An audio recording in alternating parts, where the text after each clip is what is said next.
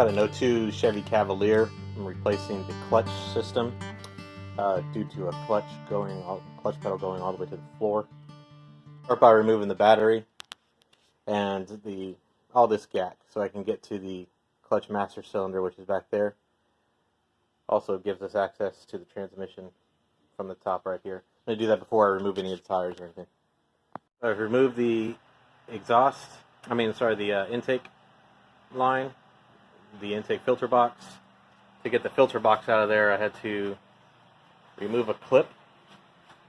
It's right here, a little plastic retaining clip, so that I could move the fuse box out of the way, so that I could lift the air intake box out of there. Alright, so I've disconnected the linkage cables right here. There's two of them.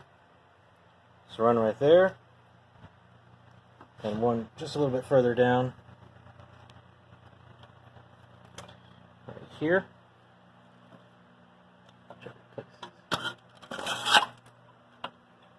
Doesn't help too much, but here's the two linkage cables. They're pretty obvious where they are.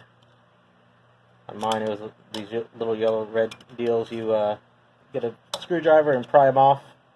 Kind of tough, but they'll pop right off. So one on top and then one just right underneath. Free those up. So what I'm trying to do is clear all the cables and everything from the transmission so that it can be lowered. So I'm just working my way back based on what I've seen online and other videos. So that's all I'm doing right now, is just kind of clearing everything that I can so that I can separate the transmission from the engine block. I'm also going to have to take off the starter. This is right there. Looks like one bolt's going into the transmission right here. Looks like this guy right here. It's the only bolt. There might be another one down there. We'll see when I get underneath. So I thought this bolt here was the one for the starter. It is not. On the 2.2, the starter bolts are here and here. And then I had to loosen this guy up to be able to access that bolt. Just disconnected it on this side, loosened it right there, so that I could access this bolt for the starter. So it's these two bolts. Pull out, drop the starter. That way it's separate from the transmission, which has to go that way, and the engine block stays here. Starter removed, so I had to play the bolt dance.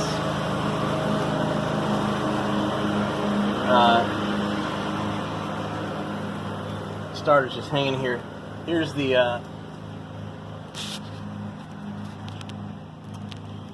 here's one of the two bolts that has to come down that I pointed out earlier. The second one is right here. Right here. And then you have to unscrew this guy and take him all the way out so that you can drop down this bolt. That's what I mean by the bolt dance.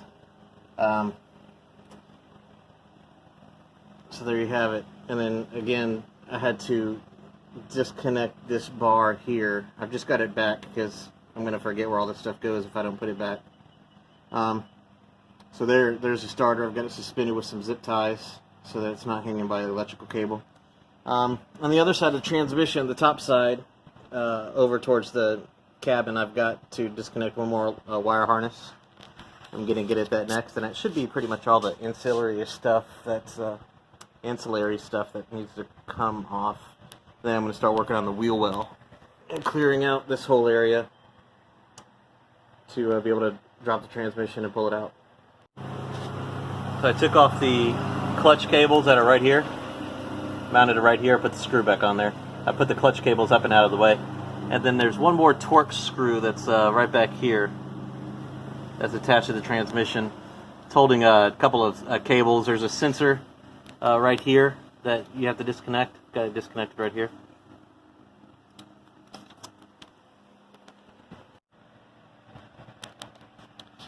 So I think I've got the electrical sensors disconnected that I was going after.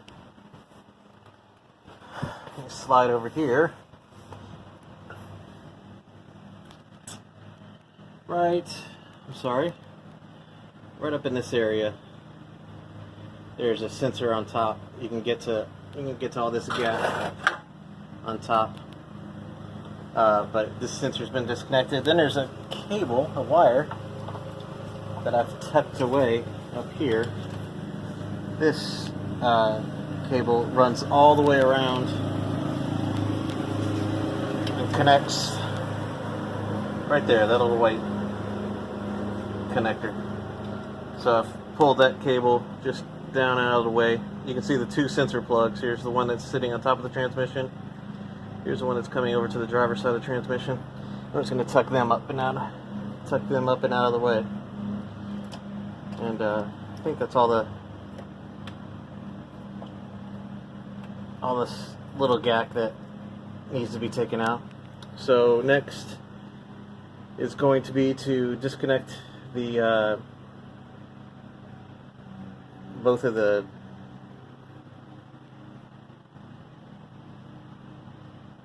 deals here.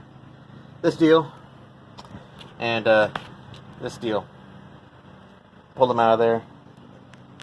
You can see that'll be all the big hardware that needs to come off of the transmission, and then remove all this crap over here so we can access it. Took off this little panel here that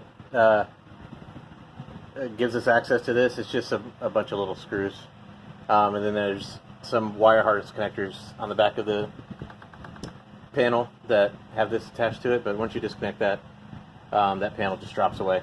So now I'm chasing after the sensor cable here, and I'm going to disconnect that bad boy and this whole apparatus. I'm just going to kind of figure out how I'm going to get it out over there.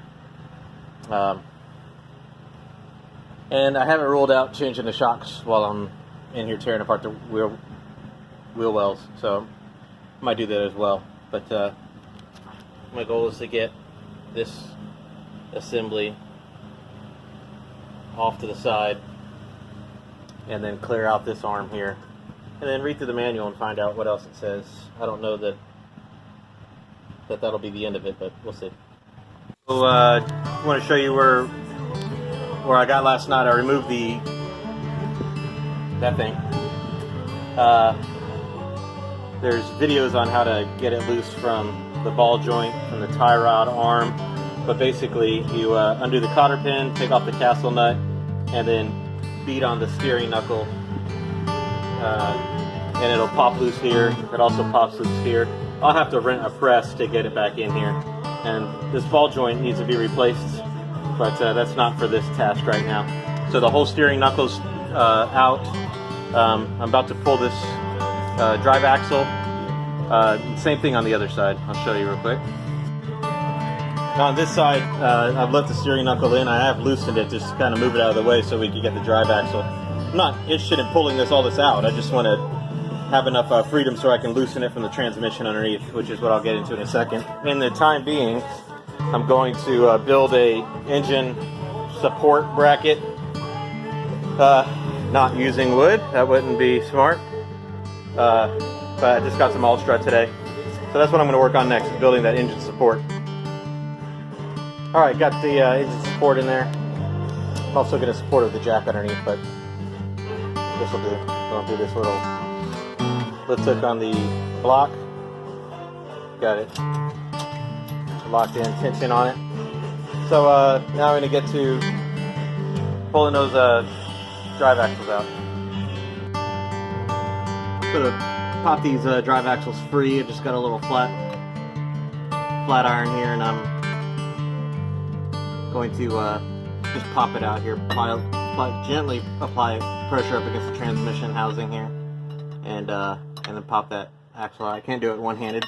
Same thing over here for this passenger side one. Just gonna put this little pry bar in here and apply some gentle pressure up against the transmission and pop that out. Make sure you have a drip pan to catch all your transmission fluid. Just shouldn't be too much, but a little bit.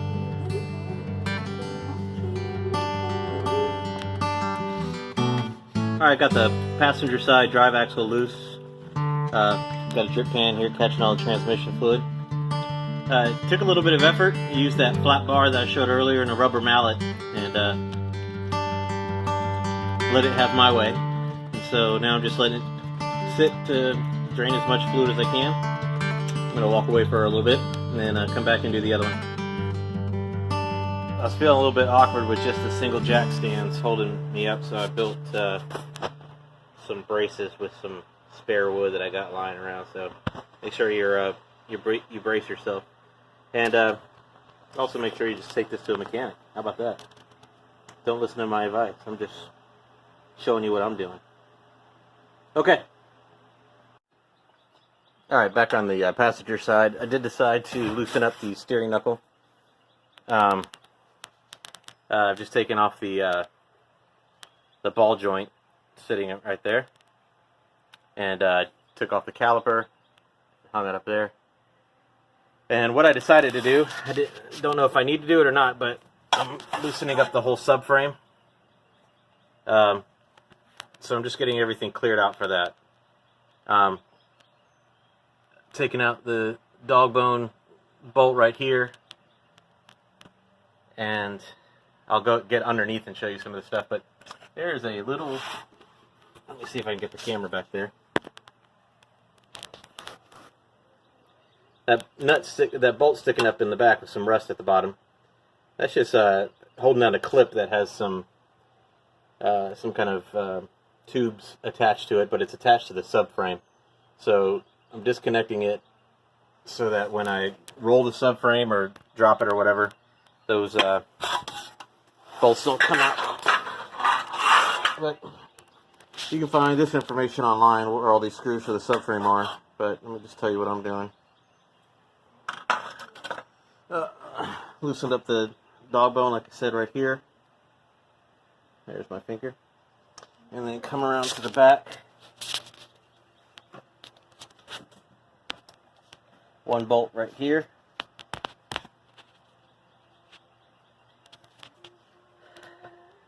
There's two bolts. Let me point to them. One right there is still in. The other one right over, hey, where'd it go? Right on the other side of that exhaust muffler thing at the tip of my finger. There it is, empty. Take that one out. Then you want to loosen up your power steering pump bolts. I've already got one out over here. I'm taking this one out right here, and I'm going to lift this whole power steering pump out. That way, if I drop the subframe, the power steering pump will be disconnected. And then the same kind of bolts on the other side. There's not too many of them. And I am loosening up the exhaust. I've already separated it from the manifold up there. And that way the exhaust pipe can drop down with the subframe. There you have it. Alright, got a short point of reference here. So that's looking at the muffler, following it back up. I've disconnected the whole subframe. I believe I've got it all disconnected. There's the power steering pump, whatever. I've got it pulled up and out of the subframe. So if I shake it here, the whole thing moves. I've got it held up by a jack right there. All that wood holding up the whole subframe. So I think I'm gonna start working on the transmission, disconnecting all the bolts for the transmission, and then after I get most of that done and the transmission supported on a jack, then I'll go ahead and lower the subframe out of the way. I've run into two issues. One is that this bolt, I broke a socket on it, so I rounded it off a little bit. But that got me looking to see what my options were. So I thought I was just gonna disable the engine mount here. In order to do that, I need to take off the windshield water reservoir, which is behind this plate here. And I think I need to do that anyway, just to give myself plenty of clearance. Again, I'm probably taking too much stuff off, but I'd rather have more space than needed when I lower the transmission versus getting the transmission down and having to fight trying to take stuff off afterwards. So that's my next thing, is I'm going to pull the windshield reservoir, the wiper reservoir, out of here so that I can access the engine mount back here and disconnect that.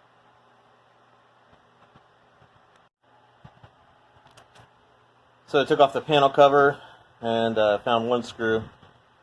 Still pretty secure in there, so I think I'm going to have to take off the little bumper here and find the other screw, which should be right over here somewhere, accessible once I get the bumper out of the way. It's not bad to get the bumper. It's two little bolts right there, and then a couple of clips. Couple little clips here. Pull the bumper out of the way. It takes about 5 minutes. So I found them. I didn't have to pull the whole bumper off. I just disabled those clips. And just be really gentle. But there's one of the bolts right there, and then another one just on the underside. Right there, you can't really see it. It's pretty dark, but it's right underneath the reservoir. Right in here. Slowly going over and meticulously removing the bolts around the transmission. I've got a strap going around the transmission secured to the lift underneath. And then back here, I've already removed the three transmission to frame the bolts there. There's one. There's two here, you can't see the tip of my finger, and then there's a third one way back here on the back side. Not too bad. And so now I'm starting to go, according to the Haynes manual, I'm supposed to start removing some of this stuff here. The transmission bolts with grounding connectors. So there's one there, and I believe there's another one, yeah, right above the transmission fill cap. That bolt right there. That's what I'm doing. I think I'm going to leave two main bolts. The one down there. Can you see it? Yes, this one right here.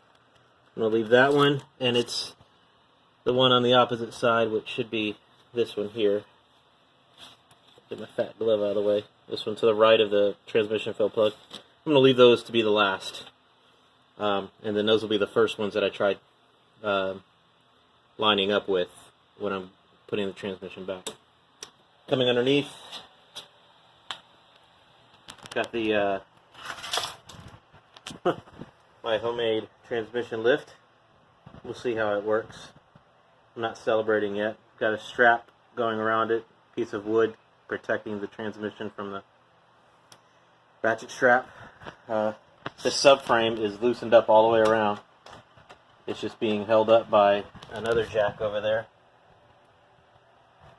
And I'm ready to lower that if needed. I've got everything else cleared.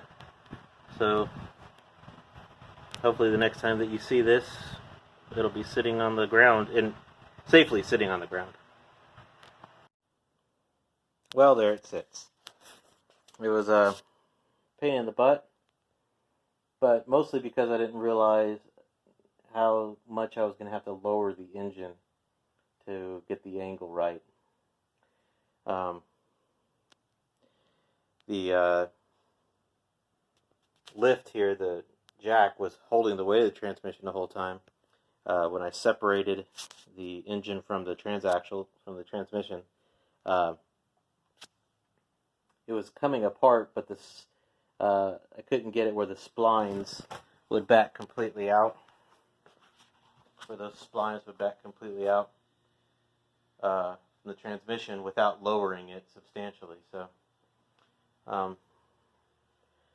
I've dropped it, I don't know, 5 or 6 inches to get the angle right to lower it, but everything was fine. No troublesome anything really. Did it all with normal tools. So there's the $60 part that I need to replace, but while I'm in there, I'm going to do the whole clutch assembly and rear main seal and everything. There you have it. I'm really glad that I dropped that subframe. I'm going to, over the next couple days, drop it all the way, get it out of the way. At the very end, I had to shove it out of the way to lower the transmission completely, but that subframe needs to get out of there. And it's not really, at least for me, it's not really that bad. It's about an hour's. If I would have just done it all at once, it would have been about an hour's worth of labor to get the thing out of the way. But as I was explaining before, I was just kind of going through and moving stuff that looked like it needed to be moved. But that subframe definitely needs to be moved. And like I said, it's only about an hour's worth of work, and that's kind of if you're taking your time and being careful. And then it can be on the ground, out of the way. That's where it's going to be for me to have to put this transmission back. So I got the clutch off and the flywheel off. It's very straightforward. Just unscrew the bolts. Waiting on some parts coming for that. Got the bearing assembly, slave cylinder, whatever you want to call it, removed. It's just 4 little Torx screws for that. And again, waiting on parts. So now I'm just going to tackle the rear main seal. The manual says use a flat blade screwdriver. Be careful not to screw up the drive shaft. So that's what I'm going to go for. I went ahead and drained the oil just to get it out of the way. I got the new clutch plate assembly on there, the new flywheel. I replaced the rear main seal. That was tricky getting that out of there, but I watched some videos on YouTube. Nothing interesting here. I'm just working my way back out. And got the transmission here. I'm going to, right now it's got a slight angle to it. I need it to be, probably about 5-6 more degrees to match up with the angle of the engine. So that's what I'm working on right now. I got some shims, going to modify that. Just get the transmission back in there. And then I've got a new master cylinder on its way. So it'll be right in there. You can't see it, it's too dark, but I'll address that in a couple days. Just about all back together again. I didn't show a lot of it because there wasn't anything new to show. No new discoveries. Went all the way down to the rear main seal. Put a new rear seal in it. New flywheel, new clutch plate. New throwout bearing, the original cause of the problem. And then a new master master clutch cylinder. The only thing I didn't replace is this clutch line here. We'll see. Hopefully that'll stay problem free. So I'm going to bleed out the clutch here in a little bit with that line. Fill up the oil and all that kind of stuff, but should be okay.